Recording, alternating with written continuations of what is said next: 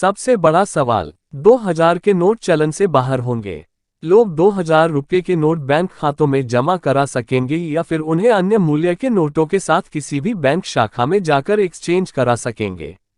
लोगों को ये ध्यान रखना होगा कि एक बार में अधिकतम 20,000 रुपये मूल्य के नोट बदलवाए जा सकेंगे। ये प्रक्रिया 23 मई से शुरू होगी और 30 सितंबर 2023 को खत्म होगी। आरबीआई ने 2000 रुपये के नोट को चलन से वापस लेने की घोषणा की है। भारतीय रिजर्व बैंक ने बैंकों को सलाह दी है कि वे तत्काल प्रभाव से 2000 रुपये मूल्य वर्ग के बैंक नोट जारी करना बंद करें।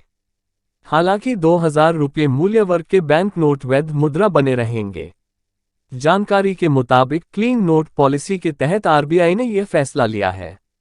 आरबीआई ने कहा है कि यह नोट 30 सितंबर तक कानूनी रूप से वैध रहेंगे। 2016 में आरबीआई ने किए थे जारी। आरबीआई ने नवंबर 2016 में आरबीआई एक्ट 1934 की धारा 24(1) के तहत ये नोट निकाले थे। रिजर्व बैंक ने नोटबंदी के बाद इन नोटों को जारी किया था।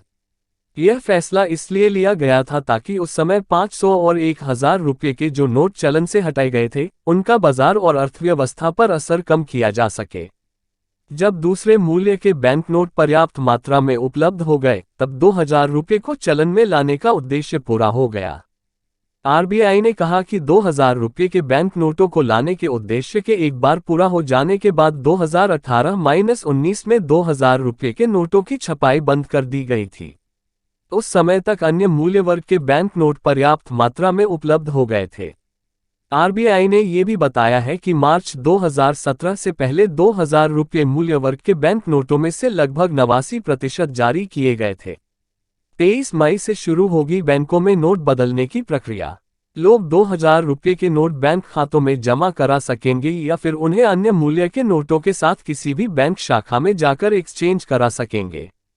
लोगों को ये ध्यान रखना होगा कि एक बार में अधिकतम 20,000 रुपये मूल्य के नोट बदलवाए जा सकेंगे। ये प्रक्रिया 23 मई से शुरू होगी और 30 सितंबर 2023 को खत्म होगी।